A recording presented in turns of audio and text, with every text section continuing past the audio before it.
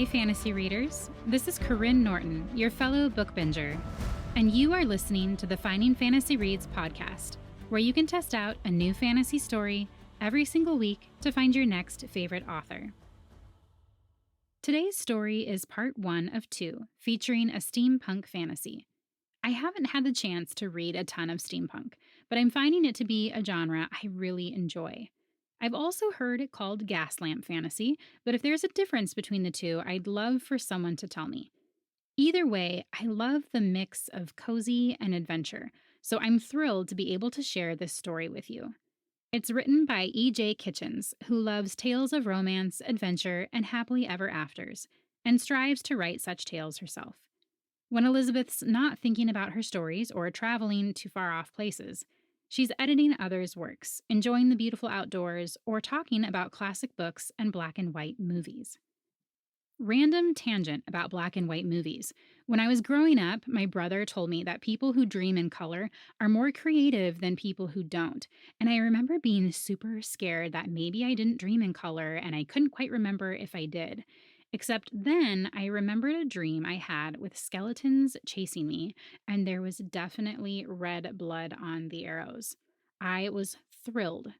Fast forward to a year ago, and I discovered an article explaining that most people dream in color now, and that black and white dreams were more of a generational issue resulting from black and white movies, which I found fascinating, even if I also felt a little less special. Anyway, today you get a mix of narrators, one being myself and the other being that same brother who made me question my creativity, Paeter Frandsen, host of Christian Geek Central. Stick around to the end or check out today's show notes to see where you can find more from both the author and the narrators. For now, please enjoy Dawnbringer, Part 1 by E.J. Kitchens.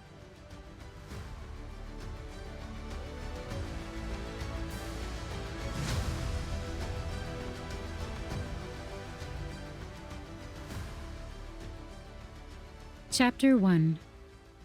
No sun ever rose, no moon ever waxed or waned, no stars ever danced a rhythmic pattern across the night sky.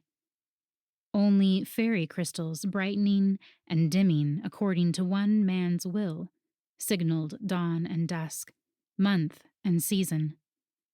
Long ago, the fairy queen Morgan Unseelie cast a veil between heaven and earth, obscuring all heaven's lights for the pleasure and power of a mortal man, who then fashioned himself the Riam, the Time King. From all other mortals, she took away knowledge of time and direction, and skill of navigation.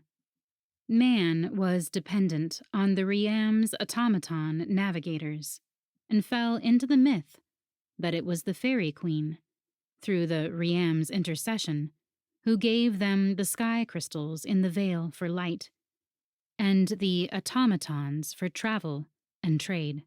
For this, the queen was hailed as the giver of lights, a goddess, and that was a greater offense to some than the Riam's cruelty. Those few who kept the true faith, belief in the celestial lights and their maker, called themselves sky keepers, and refused to pay homage to the queen and her time king, often at great cost. Some sky keepers prayed for the fairy veil to fall, others merely for a way to circumvent the Riam's control, but neither expected the storm of change approaching them. There were decided disadvantages to being dependent on the Riam's automaton navigators, not the least of which was the automaton's indifference to storms. "The storm's too big, Captain. We can't shift the airship out of it." Captain Mariana Bowditch slid her gaze from her first mate to the automaton with its captain's coat of fine blue cloth and rows of crystals decorating its chest like soldiers' medals. She was tempted to shake her fist at the lifeless navigator. Its impassive, doll-like face was an affront to the lives it endangered. "And the blasted automaton has its course and won't alter it." but her words were lost to the roaring wind. Or was that part of her beloved Dawnbringer ripping away? Beyond the bridge's myriad windows, the golden glint of brass pierced the churning clouds. A choking curtain spun by night and shadows, and raging winds that only parted for slender fingers of blinding white. Was there no end to this storm? Another golden flash followed the white. The protective shield about the balloon? The ship lurched, and it wasn't a normal motion, even for a storm. Mariana yanked up the brass mouthpiece to the intercom system. "Everyone to the escapers, now!" Slamming the mouthpiece back into place with one hand, she yanked up her nor'easter and Macintosh with the other. "Sawyers, have Bates put the floaters on as much of the cargo as he can. He knows which to look after first. Tell him to set the cargo hold doors to automatic open if the fire sensors go off or the altitude drops erratically. I'm going to check the damage to the balloon." Flinging the rain gear on as she went, she jogged out of the bridge, not bothering to try to run straight as the ship rocked, just letting it toss her and then compensating. Her first mate jogged up behind her as the wind did the work of opening the outer door for her. She grabbed hold of the rope safety line and stepped out into the lashing rain. "Escapers aren't built to withstand storms like this, Captain," Sawyers yelled as they ran across the wooden deck, slipping and sliding despite the rope guiding them. "No, but they're less likely to explode." She didn't know what cargo the Riam's timekeepers had forced her to carry, along with the paid cargo she'd taken on, but she suspected it wouldn't sit well with fire. But then few things did. "But they've no navigator Sawyers cried out as loose rigging, writhing and striking like a serpent, knocked him away from the line. She grabbed his hand and jerked him back to the rope. "We've no choice." They were far enough out on the deck to see what she didn't want to. She risked taking a hand off the line long enough to jab a finger at the bald spot on the balloon's front. The brass shield was gone, and the white canvas was rippling like a cloud about to split in two. "Let's get to the hold." They battled their way back to the bridge and down to the bottommost hold. Mariana saw all her crew fitted with parachutes and buckled into the escapers, then released them into the storm one cylindrical winged ship at a time, praying for their safety. Praying that, somehow, the desperately needed cargo they carried, the smuggled iron and legal food supplies, would get to their destination, Sheffield on the sea. She strapped herself into the last escaper, took one final look around at her beloved airship, and hit the release. The floor underneath the escaper slid away. The chief advantage of a storm, she thought wryly as she plunged into the wet assault, was that she couldn't see the hated fairy crystals dishonoring the night sky. The second was that the wind could carry the escapers for miles without guidance, for no conveyance could be guided by a human hand for more than 3 miles, thanks to the fairy curse. And they were considerably more than 3 miles from land. Chapter 2. Bertram Orrin was bone-weary, but then so was everyone else on the island of Sheffield on the Sea. After spending the wee hours going out in a rough sea as far as they could to salvage what they could of the crew and cargo of the airship Dawnbringer, even the timekeeper patrols were heading to bed for the few hours remaining until the sky crystals brightened for day. At least, that was what Bertram was counting on. The timekeepers might not be mourning the loss of most of the ordered food supplies, but everyone on the island not on the Riam's pay was. Something had to be done about the root cause of the impending food shortage, and it was his night to do so. The Riam's fish quota was so high the island of fishermen had to rely on crops, and it was easier to do something about the fairies who destroyed those crops than about the Riam. Hoisting his gunny sack over his shoulder, Bertram dragged himself over a low rock wall, a warning more than a barrier, and plodded up the forested hillside. About 30 feet in, he pulled a large ball of twine from his sack and tied one end of the twine to a rowan tree so the fairies couldn't move it. He arranged the ball in its special holster on his belt so it could unwind with ease as he walked, then continued on, walking fast. He had to make it to an area he hadn't already searched before his time and energy gave out. Not that he would know his time was running short before it was too late. He depended on the timekeepers to signal the start and end of each school day and the loudest stomach among his students for the lunch hour. But for roaming forbidden, fairy-infested woods, when the sky crystals brightened, his jaw clenched. One day that would change, but as for knowing when his energy would give out, he stumbled over a fallen limb he'd missed during a prolonged blink and rubbed his eyes as encouragement for them to stay open. A sudden spike in heart rate did the trick, however. "Wait! Wait! Please!" A woman's voice. Bertram froze. Further up the hill, a light held by a dark little figure dodged between trees on a path to the ruins at the summit. Bertram counted to 10, slowly. So the will-o'-the-wisps were trying the damsel-in-distress tactic now too, were they? Tired of pretending to be lost little children to lure you after them so they could lose you somewhere dangerous?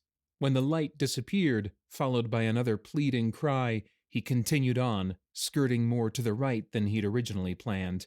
Would a will-o'-the-wisp be seen far or near to the fairy mound? About 20 feet later, his heart rate spiked again, this time thanks to the broken glass that nearly went through his boot sole. With a sense of foreboding, Bertram raised his lantern.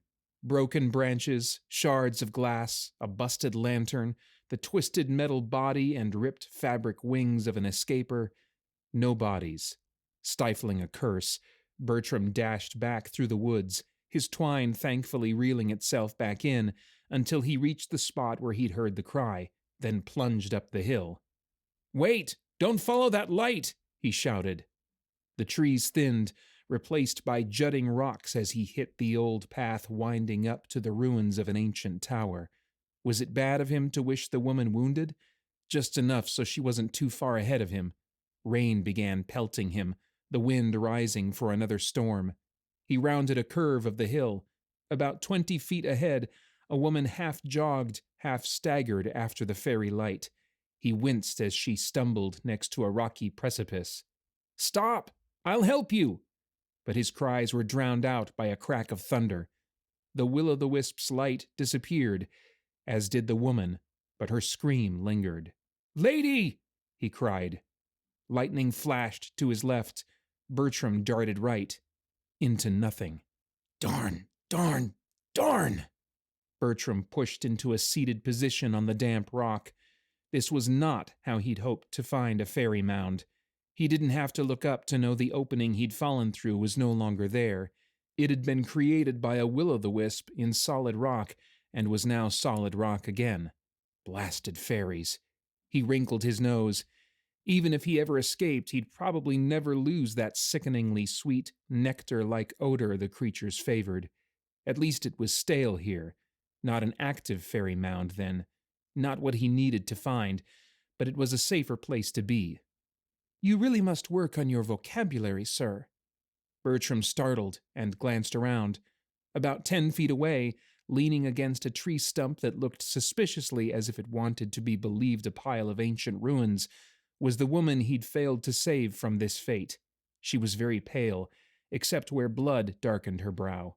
Her hair, tangled and loose, was at odds with her dress, the smart, tailored skirt and jacket over a corset and blouse of an airship officer.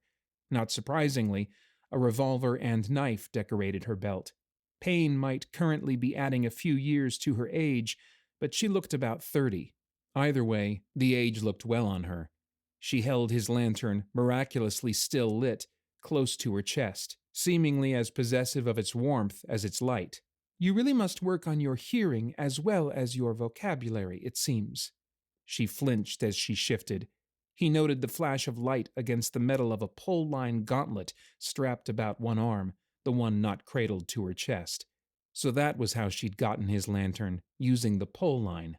Bertram's heart twisted at her pain, but he didn't think it best to express sympathy. He forced a surly tone. Really, miss, it's captain, and you should have said catastrophe.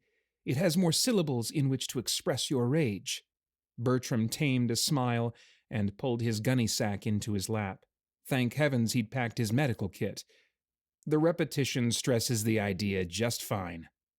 Mayhap, but it's pretentious of a poacher to use such mild exclamations.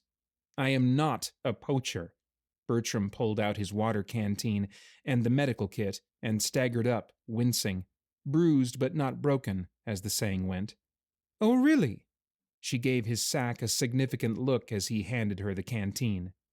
If you're angling for a brace of pheasants, you're going to be sorely disappointed. Helping her lean forward, he draped his jacket about her shoulders. I don't share. He knelt beside her and doused a cloth with antiseptic. I suspected a selfish nature, she hissed as Bertram gently wiped the blood from her temple. Which hurt needs attention, do you think? He asked. She indicated her head and arm, and he gently worked her torn, bloody jacket down her arms and off.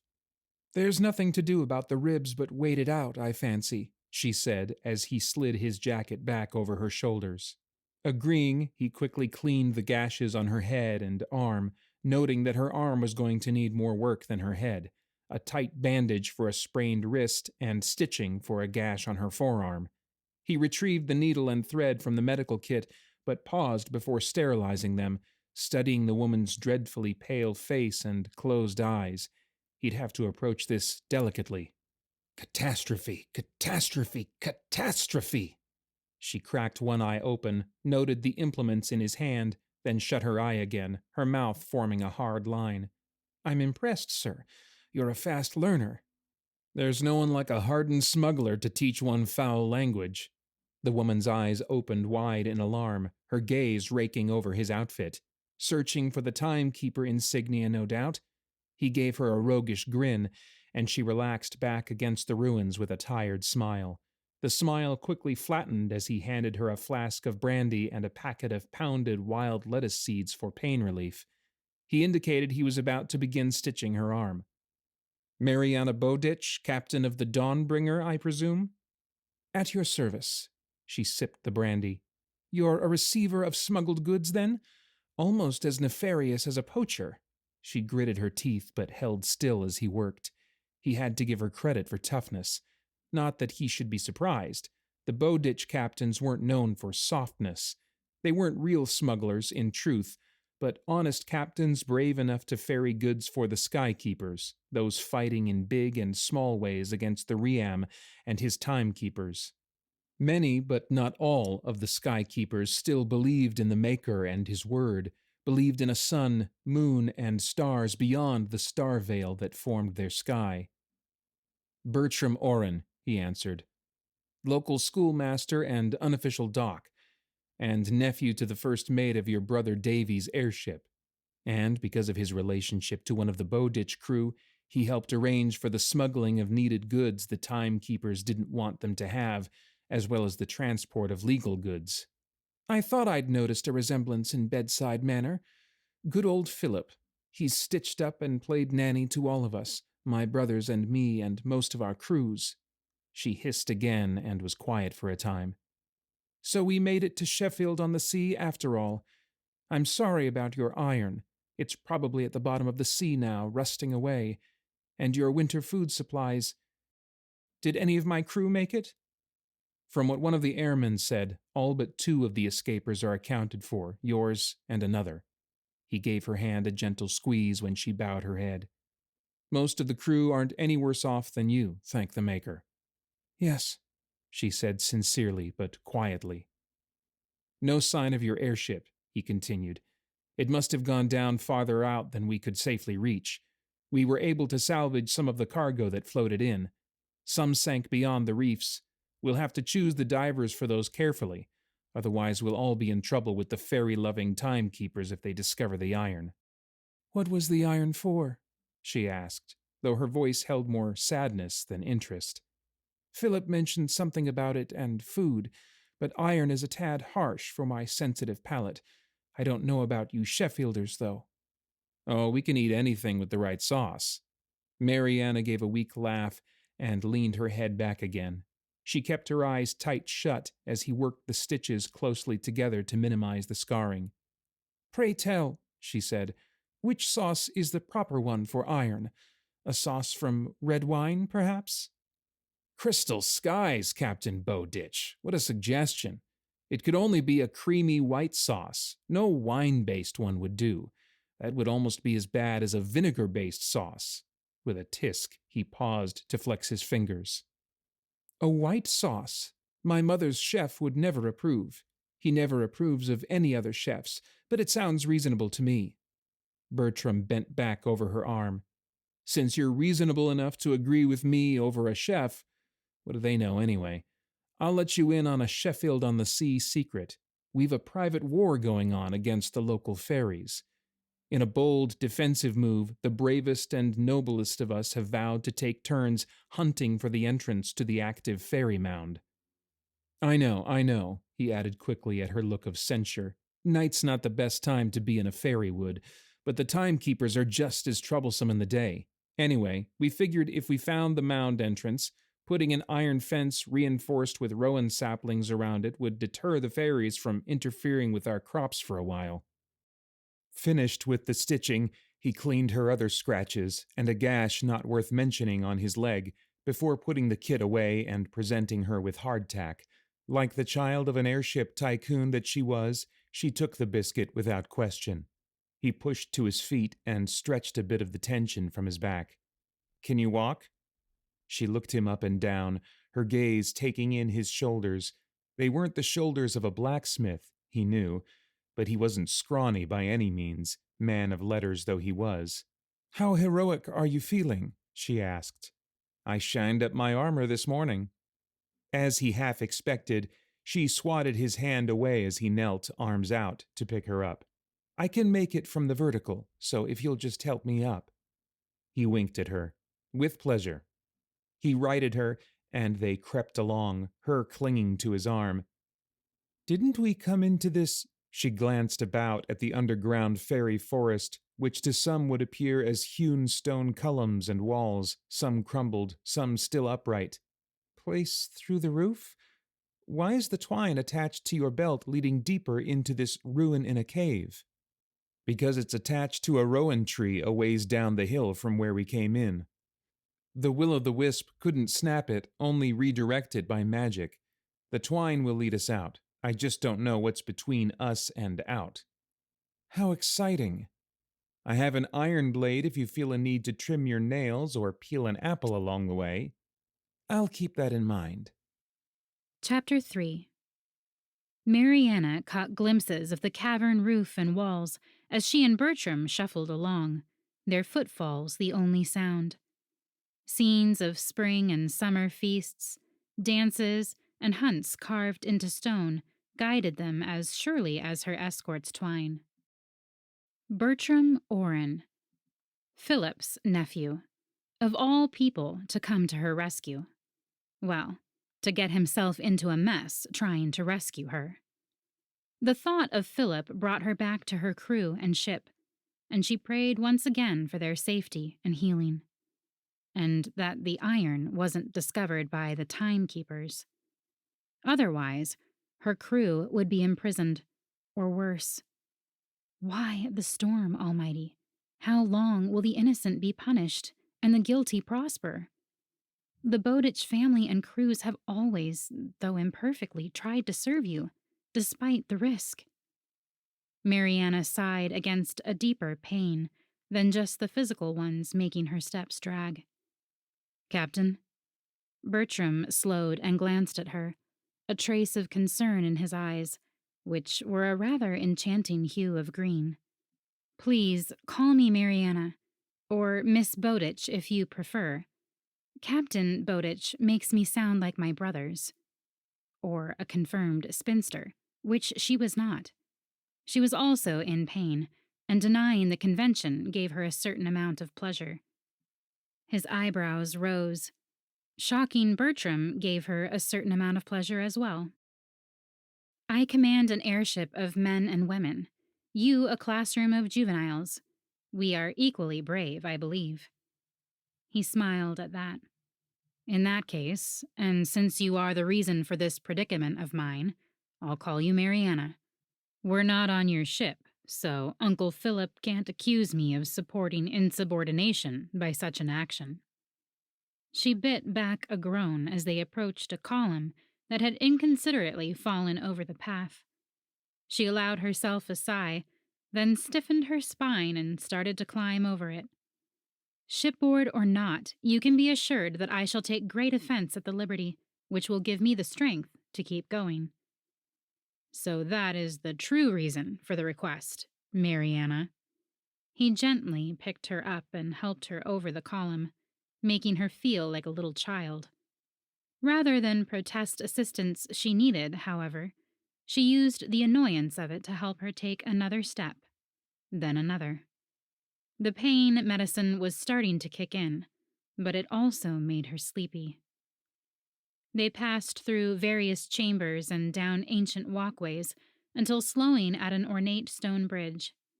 The bridge was only missing a few stones and looked sturdy enough, which was comforting, for as she stood at the edge of the chasm and looked down, she had a similar feeling as to that when she looked over the side of her airship in flight. I never thought of the fairies as stonemasons, she said as she adjusted her pole-line harness and gauntlet for climbing and sent a line to the far wall to serve as a safety rope for them, just in case. That's because they're not. Bertram studied the bridge, his expression pensive. She made to walk around him onto the bridge, but he blocked her path. Please don't think me forward, but... He scooped her up and stepped onto the bridge, oddly toward the right-hand edge of it. Really, Bertram, I can walk, she said after hissing at the sudden movement and the pain it produced. I'd prefer you didn't at the moment. He must have meant it, for he didn't let her down, and as she was in no condition to insist, she didn't. Masculine ego, she muttered as she cradled her stitched arm. I am not that badly injured. He didn't reply, just stretched his neck to see beyond her to the solid stone of the bridge at his feet, and took a very careful step onto it. He took another step, placing one foot in front of the other, as if he were walking a tightrope. He repeated the action until about midway across. Then, after a brief study of the bridge again, he took a wide step to the left, swaying a bit as he landed. Mariana yelped. If you don't mind, I'd rather walk.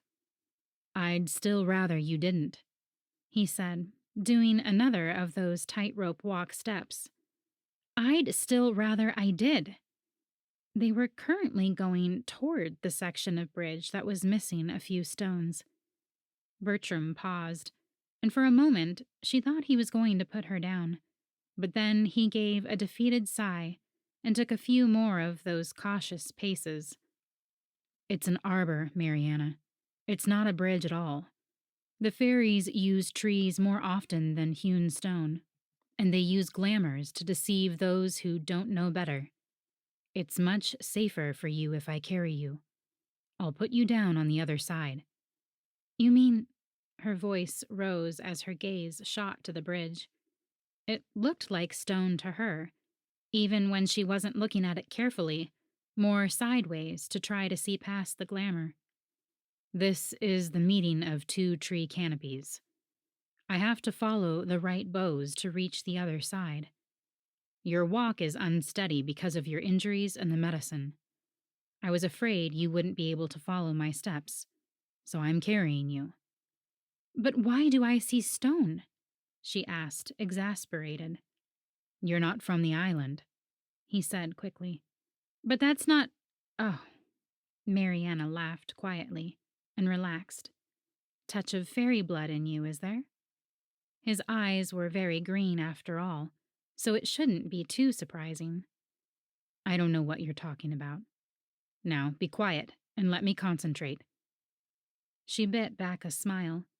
Judging by that tone, he knew exactly what she was talking about, and the very respectable schoolmaster did not like to be reminded of the skeleton in his family closet. Oh, she was definitely going to ask Philip about this the next time she saw him and Davy. She'd bet her last bullet the fairy line was from Philip's side of the family, too. When they reached the other side of the arbor bridge, Bertram put her down as promised, and Mariana retracted the pole line. Beyond the bridge and its chasm, the carved stone, remnants of a once fine forest of gold and silver trees, Bertram reluctantly informed her, dwindled out. Stalactites and stalagmites took their place, and a gentle drip-drip added a new rhythm underneath the echo of their steps. A soft glow emanated from the walls, and they dimmed the lantern for a time, relying on the phosphorescence and the twine. Mushrooms dotted the rocks and crevices. Mariana pointed them out. The strange light must be playing with her eyes, or maybe it was the pain, for the fungi seemed to be gaining in size the further they went. The fairies were always partial to the things I've heard, Bertram responded. His gaze as he looked at the 3-foot-high mushrooms was almost hungry, Mariana fancied. And you? She asked before she could help herself. Only with steak and gravy. Bertram nodded to a low boulder near the twine's path. Permission to rest, Captain? Granted, with relief. Our smooth road is gone. Looks like we'll have to do some clambering about from here on out. He seated her on a boulder next to a parasol-shaped mushroom and dug his water canteen and hardtack from his gunny sack. He offered her the hardtack. Mariana slipped as she leaned forward, her fingers brushing his. His eyes widened, and the tack fell from his fingers. Mariana bit her lip to stifle a smile. For an average-looking man of about 35, he really was quite charming, not to mention strong and gentlemanly, but pretending to be so affected by a touch of her hand was laying it on a bit thick. Mariana? Bertram's gaze fixed on hers. Yes, Bertram? I think I'm going to need a word longer than 4 syllables. Mariana stiffened, her gaze darting about the cavern. Why? Someone just yanked the twine, and I'm pretty sure it wasn't a fairy. He staggered to the left before regaining his balance. Could be a very large dog playing tug-of-war, but not a fairy. Take off the holster, quick. Mariana stood, motioning to the ball of twine as Bertram worked to remove it from his belt. Jam it between those 2 boulders. She checked her revolver. 5 bullets. She'd not used it since the last pirate attack on her airship, and she'd rather not get in a shootout today. Who or what do you think would be in a place like this? Pirates, if they bribed timekeepers for navigators to get here. It'd make a marvelous hideout. Other lost souls, timekeepers snooping around the woods for your escaper might have found the twine and traced it inside. He lodged the twine between 2 rocks. Unfortunately, the latter is the most likely. In that case, they could help us. Her stomach twisted at the thought, but it was possible for timekeepers to help, she supposed. Bertram secured the gunny sack on his back, took her arm, and started them walking at a brisk pace, staying about a foot or so from the twine. Caves are forbidden here, Bertram said. As is twine or similar things when used to help you find your way without an automaton, and thus the knowledge and permission of the timekeepers. I'd rather not meet with one. If it's unavoidable, we'll say you had a nasty bump on the head, were delusional, and insisted on following this already placed twine in. I found you someplace I'm allowed to be, but followed you to the forbidden area to look after you. We can try to convince them someone's been farming mushrooms here illegally and placed the string as their lead. Not a bad idea, actually. We're going to be hungry this winter." The chamber narrowed to a passageway, and they stopped to listen, noticing nothing alarming, and then hurried down it. Mariana set her jaw as her ribs escalated their reminders that they'd been rudely bumped earlier in her landing. Halfway along its length, Mariana tightened her grip on Bertram's arm and gestured to the twine. It bowed to the right. Ahead, a shaft of light hit the tunnel wall, coming from a side passage. "Back," Mariana and Bertram whispered together. Floodlights swayed over the stone at her feet. "You there! Stop! What are you doing here?" Bertram picked up speed, Mariana struggling to keep up. They ducked around the corner of the chamber's opening and clambered over boulders and around stalagmites as footsteps echoed up the tunnel. They dropped behind a wide stalagmite next to the back of the chamber as 4 timekeepers followed the twine inside. Their floodlights settled on the reel of twine, then quickly scanned the room before going back to it. But Mariana had no doubt they'd do a thorough search before they left. "Think one of the mine workers did this on account of the mushrooms?" A timekeeper poked a dinner plate-sized mushroom cap with his rifle muzzle. His insignia reflected the light, but his uniform was unlike the ones she'd seen around port cities before. It looked more like a prison guard's than an automaton station clerk's or patrol officer's. And since when did Sheffield-on-the-Sea have a mine? As if questioning the same thing, Bertram leaned forward, studying him. "No one would be idiot enough to run a line through the control room." He bent over the twine, rubbed his fingers along it, then sniffed his fingers. "It doesn't smell of gunpowder or other explosive." "It's attached to a rowan tree on one end, and 2 rocks on this end. Did you expect a bomb?" The taller whipped his light around the chamber, stalking about and illuminating crevices. "Some peasant out on an illegal jaunt with this as his crude form of navigation got waylaid by will-o'-the-wisp and ended up here. It's happened before." Mariana lowered her crouch and scooted back as the light swept nearer. One heel touched rock, the other nothing. She twisted around to find that blackness had covered one foot, the blackness of an arched passageway about 2 feet high and wide enough for Bertram's shoulders. Mariana tugged on Bertram's sleeve and pointed to the small tunnel. He nodded, motioned for her to put his jacket over her arms and chest to protect them, and signaled for her to go in first. "And they never got out to tell about it," said one with an air of authority. "If they're healthy enough for the mines, take them to the personnel supervisor. If not, dispose of them here. But they don't leave. Understood?" Mariana did, and she crawled faster, ignoring any protests from her body. Please let the tunnel go where we need to go, and let Bertram get in before they see him.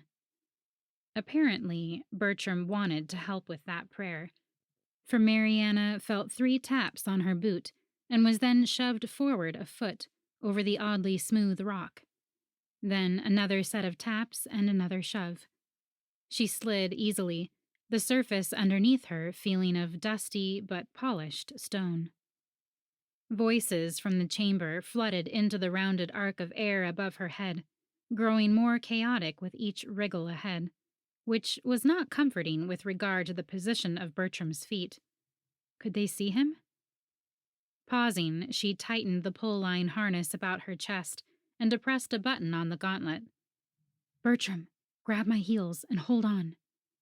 He complied with admirable speed, and she braced the pull-line with her other arm and aimed it down the dark road, for that's what instinct told her it was, a fair folk way from long ago. She released a line, and it extended fully before attaching to something in the dark far ahead. She pressed the retract button on the gauntlet and held on. Moist air rushed past, and she struggled to focus on that instead of the agony in her ribs or the strain on her arms or the dig of the harness as they were hauled over the time-worn road. Some sense or a movement of air hinted at cross passages, but no large chambers. They came to a stop in the same cramped road, the pole line having attached to the road itself as it went up an incline. "Did you know there were mines here, Mariana?" "No, and I don't care for the tone in which you asked that question." Mariana twisted to glare at her companion, not that she could see him, but she heard him rummaging through his pack. "But you were carrying mining equipment on the Dawnbringer. There are no mines here, so I thought, but apparently there's something here worth killing for to keep quiet." The accusation in his tone wore out into anger and concern, but she half wished it stayed. She could do with the distraction. "If you searched the wreckage of my ship, you know more of her contents than I. The timekeepers regularly commandeer space in my cargo hold, but don't make me privy to what I'm carrying." A greenish glow illuminated Bertram's face, as well as a cylindrical lamp attached to a small box. "A Roomcorf lamp, like miners use? Did you steal that from the wreckage? And that's why we're running from the timekeepers?" She snapped between gasps. Wincing, she eased onto her back and closed her eyes. Okay. So they were running because the timekeepers were possessive of their secrets. But Bertram seemed to have extra reasons to add to that. "How are you feeling?" he asked after a suspiciously long pause. "Miserable." "I'm sorry." "Back to your lamp," she said testily. He sighed. "The bladders attached to the Riam's cargo crates you were carrying worked well. Kept them afloat long enough to be dashed on the rocks near the shore. One held these lamps. They're used by miners, I think, so I figured they were for another stop. But something about them didn't feel right. And I'd thought I'd seen Sheffield on the Sea painted on a bit of board floating near them. When the wind kept blowing out our lanterns, the timekeepers let us use these to help with the cleanup. I didn't turn mine in, figuring I could find out something more about them if I returned it to the timekeeper station myself later." He blew out a heavy breath. "I don't like stealing and breaking laws, Mariana. But I've got to help my people in any way I can. And now that means finding out what's going on here." She was silent for a moment, considering the pleading in his voice. Instinct told her he'd probably never stolen so much as a cookie before getting mixed up with the Skykeepers. "You sound like my brothers." She fought a smile. Not quite like her brothers. She'd wager anything he was the nephew Philip had mentioned to her more than once as a respectable, single young man. Philip always was a good judge of character. "And perhaps a certain Skykeeper smuggler we both know?" he asked. "And maybe a certain Skykeeper smuggler we both know. 1/3 of the island is supposedly uninhabited," he continued after a pause, sounding more thoughtful than agitated now. "From the hill we were on over to the rocky coasts. I once saw a map of the island. You do deal in forbidden items, don't you? A map. I envy you. I've always felt like such a fraud as a captain. Seems like we ought to navigate, not simply arrange business deals and keep the crew in line. Thanks to that blasted curse, they couldn't draw a map of anything larger than a small village without ending up with nothing but a senseless swirl of lines. It wasn't without cost to the one who shared it, so be careful what you're envious of. The map indicated the island on that side was hilly terrain, rocky, but with a natural bay that could be approached unseen from the other ports on the island. No one's allowed in that section, on account of the fairies, it said. You really should warn people about those creatures, so they don't follow seemingly friendly lights to their doom." Bertram chuckled. "They don't frequent the docks, and few people willingly come to Sheffield on the Sea to stay, so there didn't seem to be much point. Anyway, there's plenty of land for the timekeepers to have a secret operation here, though why it would need to be secret, I can't guess. After a moment, she felt Bertram scooting closer, crowding her feet. Here. The tip of something dry brushed her fingers. Have breakfast. Hardtack and a bit more brandy and pounded wild lettuce seed. You're joining me in this repast, aren't you? She asked, leaning up as much as she could to eat. I'll wait until after we've finished with this pole line business. On Uncle Philip's advice, I always carry enough supplies to last a few days when I go on these jaunts, in case I get lost or, can't return home for some other reason. The heaviness in his voice indicated such a time had likely come. Even if the timekeepers didn't find them in the cave, they'd know who was missing from the villages. Especially with a bevy of school children running amok without their teacher. Chapter 4. Bertram permitted a short break, then strapped on the pole-line harness and arranged Mariana's feet on his shoulders, allowing her to ride while he took the brunt of the dragging force.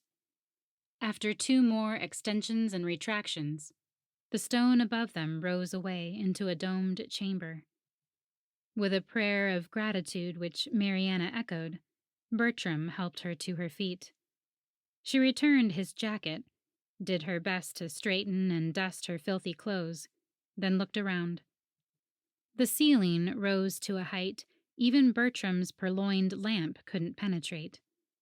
In the center of the circular chamber was a throne, once fine, but the fabric of the padded seat had mostly rotted away, leaving a mesh of purple threads. The carved ruins of its stone arms and back were chipped where gems had been reclaimed. What do your very special eyes say I'm looking at? She asked Bertram. My very special eyes have nothing special to tell, which I find curious. Armed with Bertram's lantern, Mariana chuckled as she ran her hand along the angular characters bordering the seat back.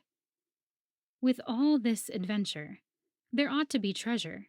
Ancient, fair folk collected treasure. I must write a letter of complaint to all adventure authors and express my disillusionment. She began easing her way onto the throne. Rotten cushion or not, it was a real seat. Bertram caught her arm and gently tugged her down the dais. Sorry, but it's never a good idea to sit on an ancient throne. Lingering curses, ancient prophecies, tests of courage, and all that. Mariana groaned and looked about for a less auspicious seat. I detest magic. She spotted a stone bench and shuffled over to it. Only when it's not working in your favor. Which it never is. Don't forget who cast the star veil. I haven't. Don't worry.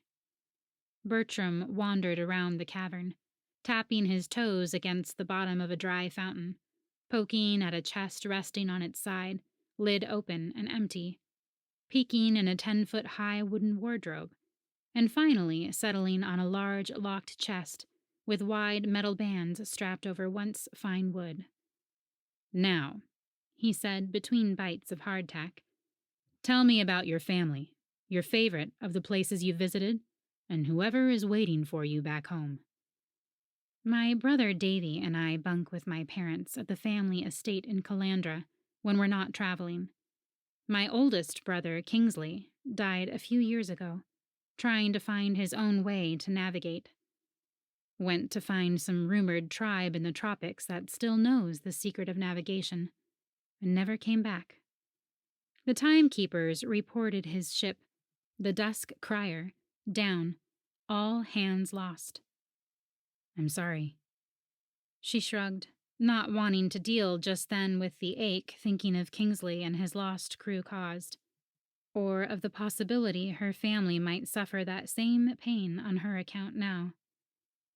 He would have called himself a casualty of war and been proud of it. As for a favorite place, I like anywhere that's green. Calandra and Sheffield on the Sea, for instance. All your sheep are adorable. You've never had to deal with them. She laughed. No, we hardly allow livestock to roam free on airships. Now it's your turn. Tell me about your family, and what you'd be eating for breakfast if you were at home now. A surprised cry, muffled by a mouthful of biscuit, was swallowed up by the splintering of wood and the stretching of metal bands as Bertram's trunk collapsed, and he fell into it. More muffled exclamations followed as he wriggled to extricate himself one-handed. His other hand was occupied in keeping the hardtack free of dust. Biting back a laugh, only because it would hurt her ribs to release it, Mariana strolled over. The chest had cracked open in the back, spewing its contents as a pillow for Bertram's upper half. His knees on down poked out the front end. "Comfortable?" she asked. He finally swallowed. "Ha ha." He waved the hardtack at her. "Take this and put it away. I'm going to need your help." After much pushing and pulling, scrambling over piled fairy treasure, and shifting of broken wood, they finally decided to dig him out. That is, to remove the pile beneath him and let him ease down backward. Mariana knelt behind him, and nose scrunched began shoving the trunk's dusty, nectar-scented, non-gold and jewels contents to the side. Books. She never knew the fairies valued them, and with them smelling so, she could hardly blame the fairies for leaving them. But she couldn't resist noting the titles. Navigation over land and mountain. Basics of nautical navigation. Sun, moon, and stars and what they tell us. Elusive longitude. The building and accurate functioning of clocks. Atlas of the known world. Star chronometer and navigation. Mariana's hands shook. The Time King, who was in charge of education as well as everything else, taught that man couldn't understand such things as navigation and time, that the automatons were the gracious gifts of the Fairy Queen to a race bound to his own village and the brightening and dimming of the sky crystals in the Star Veil. She'd never really believed that, for the word, also forbidden, said otherwise, and talked of sun, moon, and stars and men traveling on their own. But to see proof? "Would you mind playing librarian later? This is a very uncomfortable position." Bertram glanced over his shoulder at her. "Are you okay?" "Bertram, the fairies took their treasures, but left ours. Look! What the word says is true." She shoved star chronometer and navigation in his face and began digging again. "Mariana!" Holding the book, Bertram scrambled backwards and soon extricated himself and began flipping through the book. "Do you know what this means?" "Yes. The timekeepers now have a really good reason to want us dead. But it'd be worth it to get this knowledge out, just to have seen proof.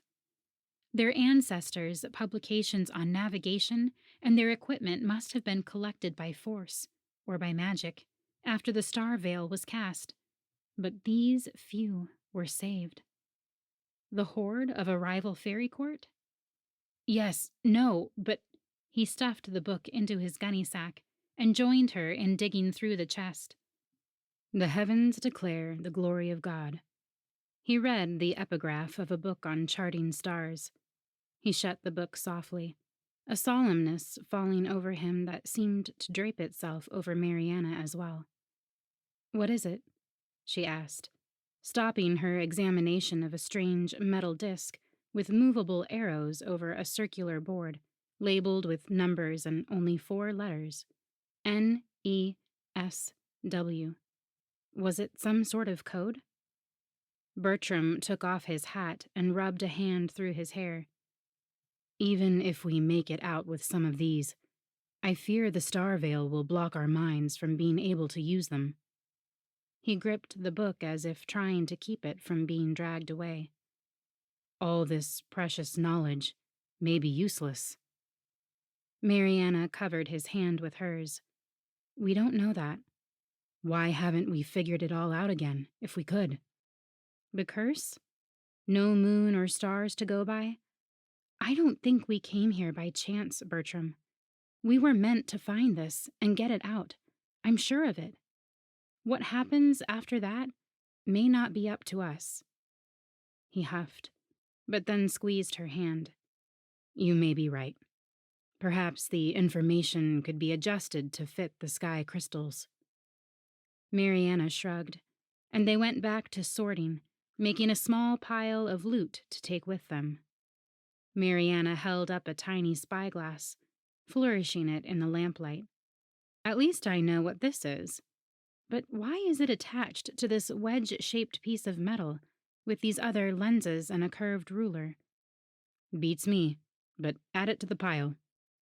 These books are oddly preserved. And maps. Fairy treasures don't disintegrate, even if the fairies have moved their court. I take back what I said about magic. I thought you might. What's that? Mariana held her breath. Voices? Surely no one had crawled through that tiny tunnel after them. She did a double take on the dim outline of one of the throne room's many exits. Unlike the one they'd come through, this one was at least 9 feet high, and it held the glow of a distant light. Mother of catastrophes! Bertram spat and jammed a few more books, maps, the metal disc, and the odd spyglass into his bag, while Mariana picked up the only solid piece of wood she could find, tucked it under her arm, and once again checked her revolver. The timekeepers would know to check the little roads again. They'd have to change tactics. Tinkering with her pull line, Bertram dispensed a hook and an adhesion pad from the little storage compartments, and quickly attached the hook to the inside of the archway at about neck height. Taking the wooden plank from her, he guided them behind the column, flanking the right side of the tall archway, the column granting them concealment from a quick survey of the chamber. They turned off their lights and waited. And waited. Mariana's fingers twitched. She missed the flurry of excitement and rush of preparation before a pirate attack. How could Bertram be so still? What was that whirring? A light flashed around the chamber as the guards entered. Mariana flattened against the wall. Looky there, boys. Footsteps moved toward the opposite side of the room and the broken chest. Mariana darted a glance around the column and Bertram. 3 guards strode to the broken chest and its treasures. A self-propelled automaton sat in its wheeled box just inside the entrance. Bertram tapped Mariana's hand, confirming her thoughts. They needed that automaton. He inched around the edging to the archway, quietly secured the end of one of the pole line's cords on the opposite frame of the archway, and then passed the line through the hook on their side. That done, he lost himself in a dark passageway beyond. Mariana followed, ducking under the line. Take your stand in the first side tunnel, he whispered, maneuvering her in front of him. Mariana nodded and trailed her finger along the wall to guide her. He fell behind, and as soon as she slipped into a side tunnel, he said in a whisper far too loud, Run! But it had the desired effect. There they are! Stop! The guards' lights swept up the passageway. Mariana drew her revolver and backed further into her hiding spot as Bertram zigzagged his way up the tunnel. Another yell from the guards was followed by 2 strangled cries, 2 thuds of fallen men, and 1 loud curse. The report of a gunshot echoing through the tunnel nearly caused her to drop her own weapon to cover her ears. Don't let him hurt Bertram. Stop! The wobbling beam of light streaming past her tunnel grew larger, the incoming footsteps louder. A lantern, a revolver, a guard past her. Mariana leaned out and connected the butt of her gun to the guard's head. He hit the floor with a delightful thump. Good work. Bertram dashed past her, going back to the chamber. She followed slowly, arriving in time to see that the other 2 guards would be unconscious for a while. Not wanting the guards to find and destroy the books they couldn't carry out with them, they hid the remaining treasure in a narrow passageway concealed, but not to Bertram, by a fairy glamour. That done, Bertram stripped the coat and hat off the guard closest to him in size and stuffed his own items in the bulging gunny sack. "Do I pass?" he asked as he buttoned the jacket. "Not with those pants and shoes." "I was afraid you'd say that." He twirled his finger, and she turned away to study the automaton. It had the same eerie, childlike porcelain face as her ship's navigator, but instead of a full body, this one's torso disappeared into a rounded wood and metal box set on wheels. Its jacket was a foreboding black to match the guards' uniforms, and was studded with the crystals the Riam marked all his belongings with. The clear, identical crystals set against the black reminded her of the crystals of the Star Veil, but where they formed a tedious checkerboard of light against dark, these outlined a twisted tree, the Riam's emblem. She didn't know which pattern she loathed the most. Shaking herself, she returned her focus to the task at hand. How did the guards activate the automaton to get it to take them to the next stop on their route, and eventually to the exit? Her gaze passed over the automaton and its mechanized chair again, then fell to the still-clothed guard slumped beside it. A crystal-studded band peeked from beneath his cuff. Could it? Mariana unbuckled the 3-inch-wide leather band from his wrist. Inside the outlined tree's canopy, the crystals formed a ring with one crystal at the center. A pattern of movable gears overlaying small brass arms connected to the crystals bordered both sides of the ring. She guessed the gears could be slid or used to turn other gears in a complicated pattern to unlock the center crystal and move another to its place. To direct the automaton? They mean for only the select few to operate those things. Bertram leaned over her shoulder. While I'm becoming one of the select, why don't you shove each of our guests up a different little road? It'll give them something to think about other than us when they wake up. Bertram grinned. No wonder the pirates fear the Bowditch name. Mariana shot him a look, but he saluted her, then jogged off with an "Aye, Captain," to retrieve the guard left in the passageway. "I do have the traditional rope as well," he called over his shoulder. Bertram had just stowed all the bound guards, one of whom was already moaning, when Mariana, sweat beginning to bead on her brow, twisted a gear that nudged another, that pumped an arm that shifted a crystal. The automaton whirred into motion down the passageway.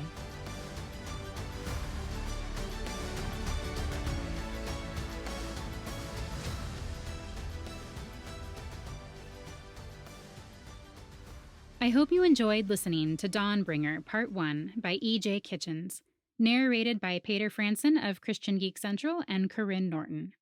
If you want to read more by Elizabeth, go to ejkitchens.com to find more of her books. Dawnbringer is the first in a series of 5 novellas that make up the Star Clock Chronicles, so there's plenty more if you liked today's story. If you enjoyed listening to Paeter narrate the story, you might also enjoy listening to his podcast, Christian Geek Central, where he discusses movies, video games, and all things enjoyed by self-proclaimed geeks from a Christian worldview. If you know someone who might enjoy this story, please spread the word and share the podcast with them. The more listeners we get, the more authors find the podcast, and the more I'm able to keep making new episodes for you. There are links in the show notes to make that as easy as possible for you. Thank you all for listening, and happy reading.